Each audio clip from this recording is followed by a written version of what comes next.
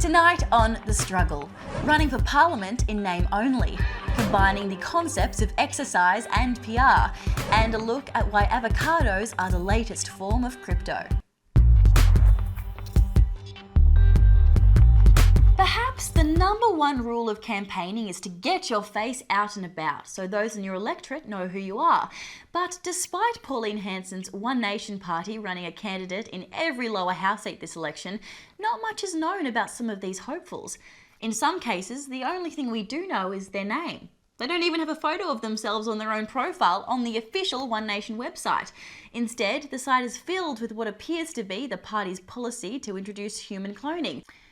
On the one hand, this secrecy may be a genius tactical strategy by One Nation to avoid candidates being caught out by gaffes and gotcha moments while on the campaign trail.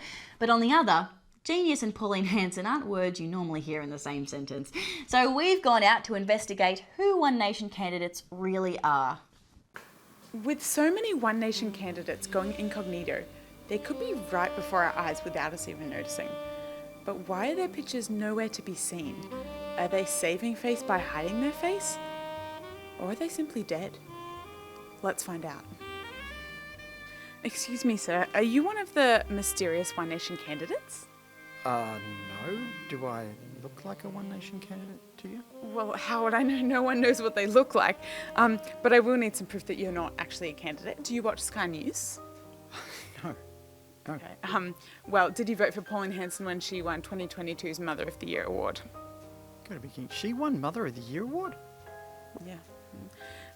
Do you have a vaccination certificate? Yeah. Oh, don't worry, just leave it. You're obviously not a One Nation candidate. Moving on. Are you running for One Nation this election? No. Do you have any evidence? Well, I believe in climate change.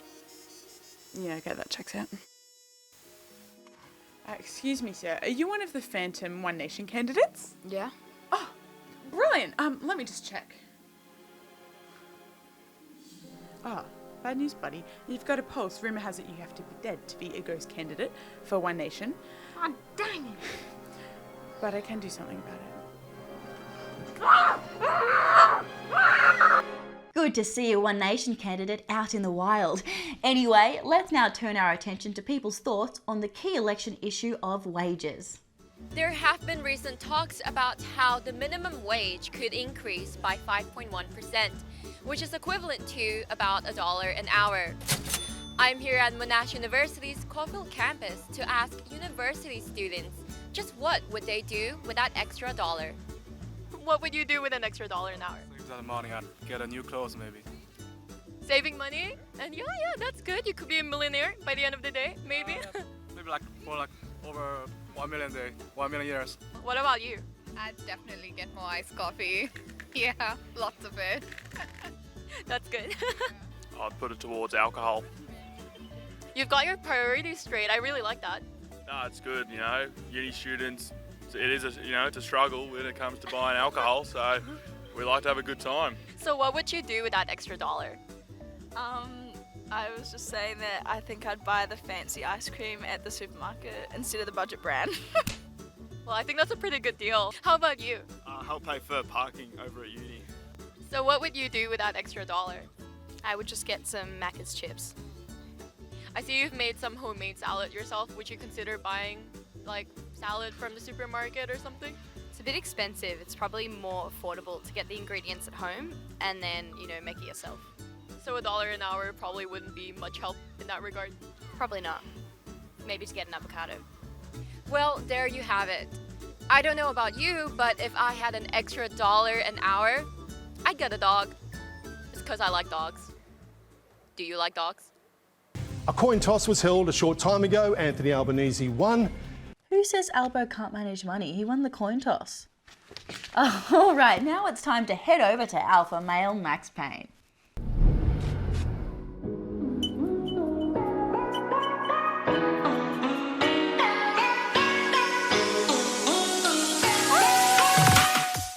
Ladies and gentlemen, bros of all ages, welcome to the Payncast. Folks, it's been a bitter election campaign, with enough mudslinging going around to solve the housing crisis by building mud brick homes. But, as they say, all shit shows must come to an end. And I want to take this opportunity to give some advice to whichever beta male cuck loses this election.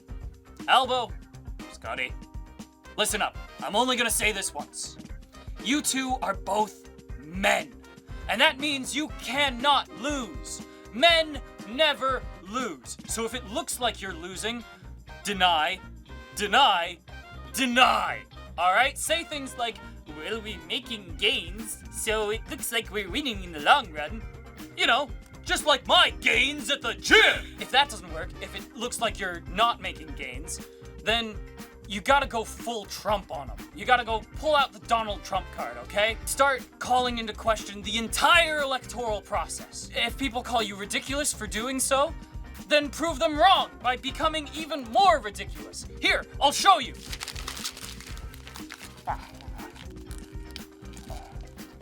See? I just ate a ballot. Who's to say other people aren't eating ballots?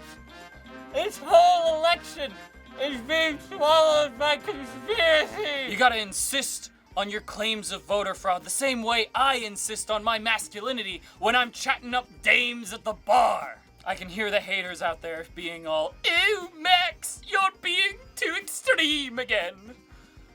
But folks, don't you want to see it? Don't you want to see ScoMo go full Trump on us and challenge the election result and, like, lose in court dozens of times? I know I want to see it. There is nothing more alpha than watching a beta get put in his place. So yeah, that's how you lose an election with grace and dignity. Just like how we do it back in the good old USA! USA! USA! Back to you, Ben. Right, who doesn't love an election? We're off to a quick break.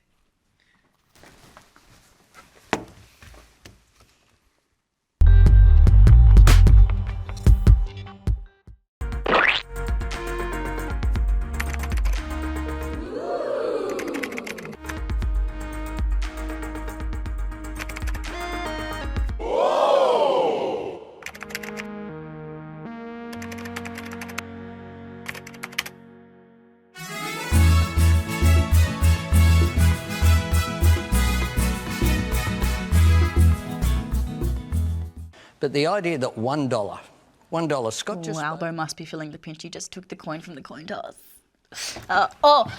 Welcome back. Before the last election, an ordinary crocodile made headlines as the psychic croc for doing not much at all. He's got a remarkable, track record of picking the winners in elections, so there you go. Make of that what you will. Bert the crocodile has spoken. This year, we've heard there's a new psychic in our midst. So who is to be awarded the coveted title this election? Oh. And who do you think will win the election this year? Looks like we have our new psychic mascot for the election. Now, let's hit up the gym as we catch up with empathy coach Jenny and Brighton mum Linda Crawford. Oh, hello. Didn't see you there. Today we're running spin classes. Oh my goodness, I'm so sorry I'm late, Jenny. I had to drop little Olivia off at the pool, but I'm here now. Linda, we're not running actual spin classes today. We're doing something a little different. Didn't you hear? No. You know how sometimes Liberal politicians say something and the Murdoch media makes it sound like it was the best thing since sliced bread. And then when another party does it, they make it sound just not as good. Okay, I think I know what you're saying, Jenny. So let's take, for example, ScoMo's recent post to Instagram with the raw chicken curry. If Albo posted something like that, would people be saying he's advocating for salmonella and putting the kids in danger? Yes. But if the coalition posted it, they'd be spearheading a new clean eating regime that says that shitting your pants is a good thing. Oh, so they're spinning stories then, Jenny? Bingo, babe. You see, Linda, if you figure out the minds of the Murdoch media, you've got a great chance of winning your seat in the upcoming election. Oh my goodness, Jenny, I want to win that seat, so please tell me more. Okay, here we go. Scenario 1. ScoMo and Albo are at a festival and they're caught vaping. How would the Murdoch press tell this story for ScoMo? I don't know, Jenny. Tell me. All right, Linda. I'll tell you. It would go something like this. Harmless fun. Morrison kicks back and enjoys a cheeky head spin, well deserved after the hard work he's been putting in. Then for Albo, Albanese overdoses on party drugs, endorsing reckless behaviour when he should be on the job. Oh my goodness, Jenny, I think I've started to understand what you mean. Well, I'm glad. Let's move on to our next scenario. Someone refuses to shake the PM's hand. How would the Murdoch press tell this story to ScoMo? Well, I mean, first of all, germs are gross, and also we're in the middle of a pandemic, so he's just testing their response time. The student becomes the master. And then for Labor? No one wants to shake the hand of a Western Sydney Airshade. There might be a shank in there. My district has too much drillers. Like who wants it? Like who wants war with Sydney's drillers? They talk that talk on gas, but... I'm so proud of your progress, darling. Thanks for checking in with us, Ren. Hopefully we'll see you at our next spin class. Tough work out there, ladies. Now let's turn our attention to the wonderful world of political advertising. Thanks, Ren. I have a discovery from my research this week that I must share urgently. Brace yourselves, we're about to find ourselves in a blackout. An election blackout, that is. No, this is not when our candidates lose power and have to reset their oven timers to the 21st century. It's when political advertising stops. Hallelujah. Well, not quite. One of the Australian Electoral Commission's rules for political advertising is that no one can broadcast campaign ads after the Wednesday before polling day. So, as of this Thursday at 12 a.m, we will officially be in a blackout period, but only for ancient forms of media like TV and radio, or, as I like to call it, vintage or legacy media. Oh, it is cute. But, well, this quaint old rule was created back in the olden days when TV and radio were actually the most powerful form of media, to give people a chance to gather their thoughts and reflect before voting. You know, when people actually gathered around and watched the same show on television at the same time, all at once, and not just a footy grand final. Space jumped to the present day and age, and we have the same old rules but brand new media that the rules don't apply to. So the blackout does not apply to online advertising, on Facebook, on Instagram, on TikTok. In fact, research from Roy Morgan shows that the internet has now overtaken TV as Australia's main source of news. And the last time I looked, no blackout rules apply. On top of that, through the magic of online data collecting, this non-regulated advertising can be micro-targeted to specific age groups, genders, and electorates. This means an ad can reach millions of people but be invisible to those not targeted. Spooky, right? It can sneak up and get you right here.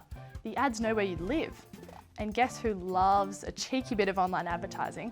The United Australia Party. They have splashed more than 16 million on Google Ads alone in the past 18 months, many of which have reached more than 10 million people. Labor comes a distant second, spending just under $1 million, and the Liberals have spent a third of that. But if we're giving an award for the best online advertising, it has to go to the Greens, who are getting creative and a little bit naughty, taking to Grindr, the social networking app for the LGBTQI community. And they sure do know how to impress their target audience, running ads like "You always come first with the Greens" and "Spice up Canberra with a third." Sounds about right, there's probably no rules forbidding that in Canberra. Who says sex doesn't sell? However, I'm personally hoping other parties don't start infiltrating dating apps. I don't think I'm ready to be swiping away and see ScoMo or Elbow's profile pop up. It really gives the question left or right a new meaning. More fun to be a swinging voter. Back to you, Ren. Good to hear the ads are ending. Kind of. Well, May 21st is shaping up to be a huge day. Not only is it World Whiskey Day, but also International Tea Day, World Fiddle Day, World Fish Migration Day, and Plant a Lemon Tree Day. But apparently there's also something else happening on that day as well. Doomsday prepper Natkas Devereen explains. May 21st, 2022. That's T-minus 5 days until we decide our nation's fate. While I fully plan to be holed up here in my bunker, I understand this isn't a luxury all can afford. For those of you brave enough to be hitting the booths, don't be deceived. Politicians, every last one of them, are the enemy. Election day will be an absolute minefield heading into hostile territory. For once, I must admit, we all knew this day would come, so I'm sure you can understand how vital it is you follow my lead and survive this thing. First things first, don't be lured in by the notorious sausage sizzle. You may think it's a harmless gesture, a way to bring us together and fill our bellies while we appoint the next incompetent white guy. Wrong! With every second in that long and desperate queue, you're leaving yourself vulnerable to more campaign propaganda. They'll use every opportunity, including your choice of tomato sauce or mustard, to sniff out whether your political ideas are from the Daily Telegraph or if you still believe in good journalism. A sausage means a vote, and a vote can mean your soul. Don't make that mistake. Next, I think it's finally time we start to talk about camouflage. If there's anything more lethal than a politician, it's one of their henchmen, the campaigners. These people hand over their souls and their dignity faster than Josh Frydenberg in a Herald Sun story. For them, unironically retweeting Scott Morrison is like a sport. The only way to get past them is to beat them at their own game. Barricade yourself in with a few of their campaign signs. Get down and go, go, go. If they get too close, flank them and scream, "The economy," and run. Finally, when you get to the booths, remember this is one of the few places where the pen is indeed mightier than the sword. Think about COVID. Think about the climate. Think about Anthony Albanese's inspiring way with words. Rage! Though it has been scientifically confirmed Australia is socio-culturally stuck somewhere in the 1900s, surely it's time we at least outlaw Hawaiian shirts and Christian Porter apologists. It's your move, Australia. Don't waste it. Thanks, Nakas. Well, we're off to a quick break.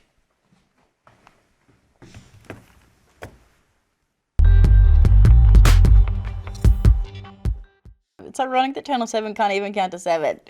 Oh, sorry, welcome back. Now let's do a final whip around the campaign trail and see how the Lizards of Oz are faring. Of course, there's the Lion with no courage, aka ScoMo, who's constantly running away from people asking him questions. Then there's the Tin Man with no heart, better known as Pauline Hanson, whose candidates don't even seem to exist. And to top it all off, there's the Scarecrow with no brain, otherwise known as United Australia Party hopeful in the seat of Menzies, Nathan Scaglione. Why are you running federal and not state? Because I feel federally I can make more of a difference. Yeah. How? In terms of... Well, you say that, but I want to know why. Why do you feel you could make more of a difference federally than at state?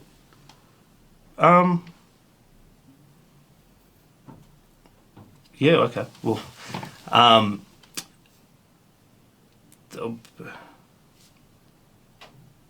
yeah, that's a good question. I haven't really thought about it that much.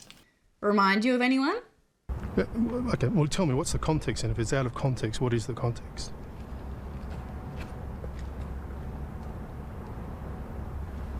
You're not saying anything, Tony.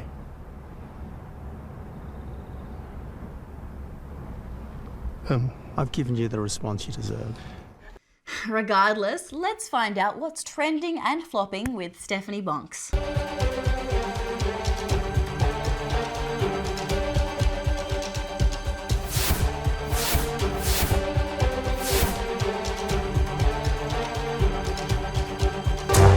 The value of some of the world's most vital products has plummeted in recent weeks.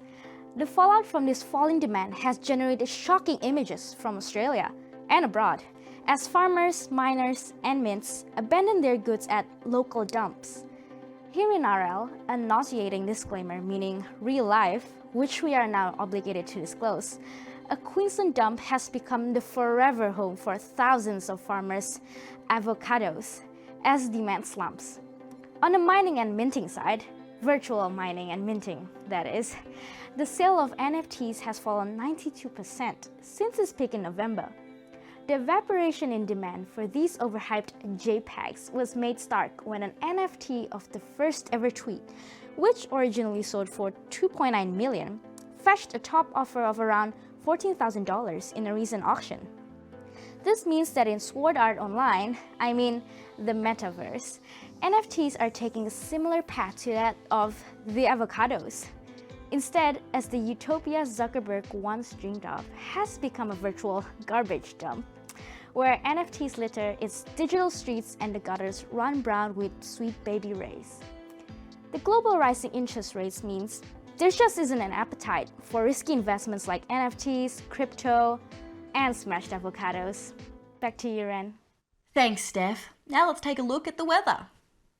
As the election campaign continues whipping up a storm between major parties, it remains unclear whether the fringe politicians are just as riled up and ready to win votes. Let's take a closer look. In the South, whether the Animal Justice Party realizes that politics won't give their veganism any more appeal is not so foggy, as Election Day promises the largest sizzled sausage consumption of the year. Heading further north, the Science, Pirate, Secular, Climate Emergency Party known as Fusion seem unsure whether their politics are about a positive future or living out their childhood dreams of being in an episode of Star Trek. Whether federal ICAC now have any ideas on how to lead the country other than investigating other parties seems obvious, while legalized cannabis now are similarly single goal, straightforward, and stuck in the, you guessed it, now.